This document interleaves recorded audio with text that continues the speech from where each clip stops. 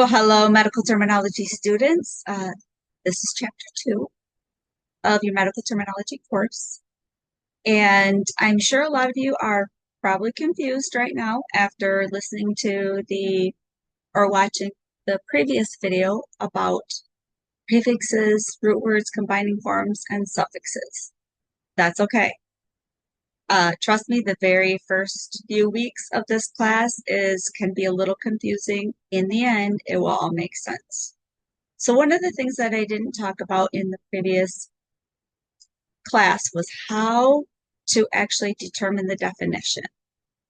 If you guys kind of got the gist of things, you were seeing that I wasn't, I mean, prefixes start at the beginning and then you have your root words and your suffixes are at the end, but when I was defining the terms, I wasn't starting at the beginning. And that's a little bit confusing for medical terminology, but that's how it works. You're going to figure out the different word parts. You're going to figure out the different meanings of those word parts, and most of the time, you're going to start at the end of the word with either the last root word or the suffix at the end. Determine that meaning, and then you kind of pop around to the front and then finish it off. So let's take a look in chapter 2 about the word analysis and communication. So the first one that we have here, and I'm on page 19 in your book, the order of where it goes into. So the term that we're going to work with here first is called endocarditis. And you're going to look at endocarditis. You didn't recognize all these different parts. You're like, oh my gosh, endocarditis. I have no idea what that means. But when we break it down and we identify that in endocarditis, the term itself, it has a prefix, and you can see it here on the screen in green. It has a root word identified here on the screen in pink. And it has a suffix identified on the screen as blue. When we break it down, and we identify that endo is that prefix, card, C-A-R-D, is the root word, and itis, I-T-I-S, is that suffix. Okay, I'm going to break it down.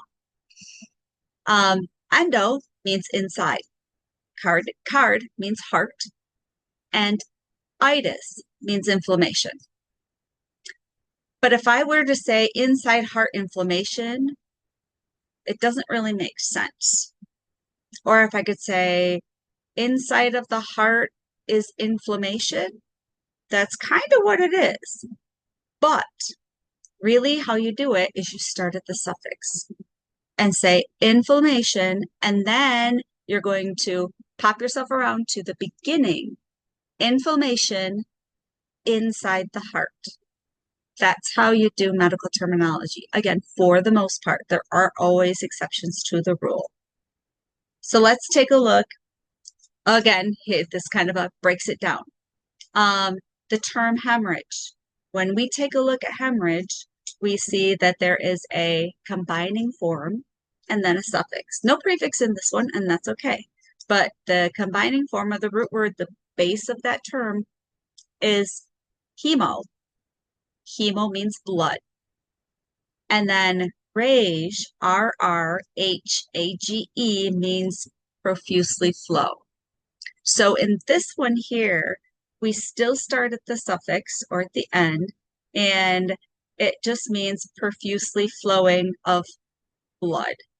So somewhere you're basically profusely bleeding is what it is.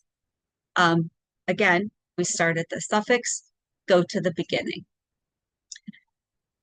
There are some other examples in your book that you can take a look at. But remember, prefix beginning, root word combining form, middle or beginning and end, it doesn't matter. Suffix always at the end. Separate them out. Determine the definitions of each word part. Start at the suffix or the end of the word with that definition, and then go to the beginning. The other thing that medical terminology is unique with is that it has different spellings of singulars and plurals. And this is honestly just all memorization. There's a really good table in your chapter, in chapter 21, that gives you like the different singular and plural ends and then what they mean. So knowing that information is really great. You can see our examples are axilla and axillae. So it means the armpit. Axilla, it's just one. Axillae is two. And you can see that in your textbook in that table that the A at the end means one, and then the AE just means more than one. Thorax is going to be the chest. Thoraces. See, it sounds different as well. There's one thorax, but multiple thoraces. And again, it's just memorization. Importance of correct pronunciation. It says the textbook. Oh,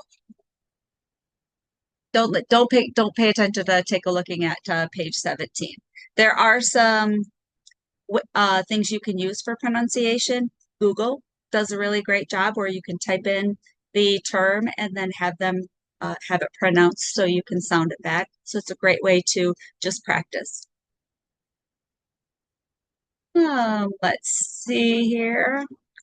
I just had to clear that up. All right. So again, here's some examples of two different terms. We've got hypotension and hypertension.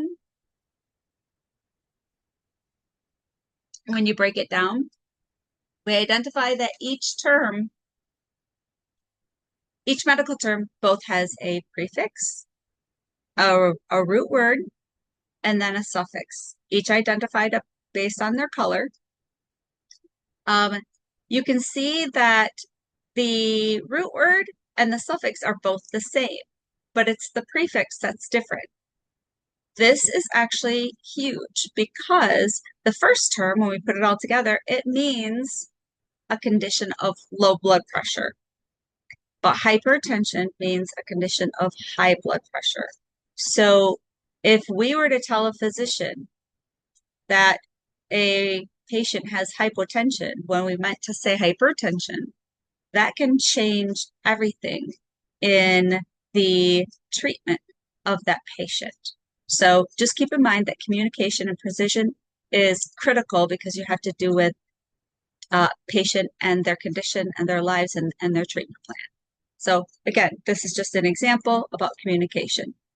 Here is a very small review. That chapter was actually pretty short, but just some things that you can do. It's not required, but on the left-hand side are the singular forms of several terms. And then your goal is to just find the plural form. What is the plural form of septum?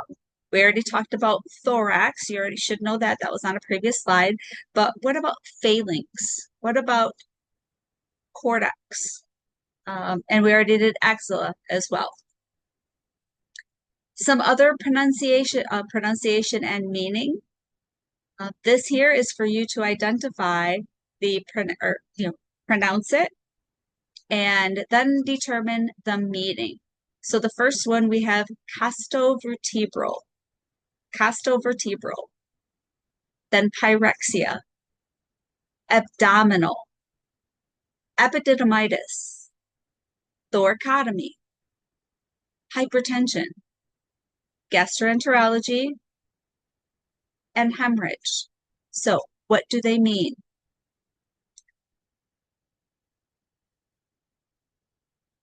Pull this up here so you can see the different word parts. So your goal is, again, to identify the different word parts, figure out the meaning, and then also practice with that pronunciation. Like I said, use Google to type it in if you need to refresh or turn back the video a little bit.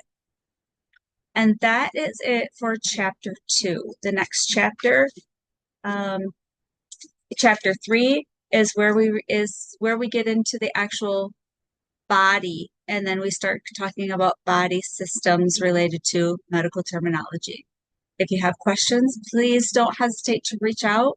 If you think that you're struggling in this because it's difficult and you're just having a difficult time understanding, we do have some great tutors at the tutoring center. You can always set up some tutoring and they'll help you to study this and give you some really great techniques. Again, don't hesitate to reach out for help from me too.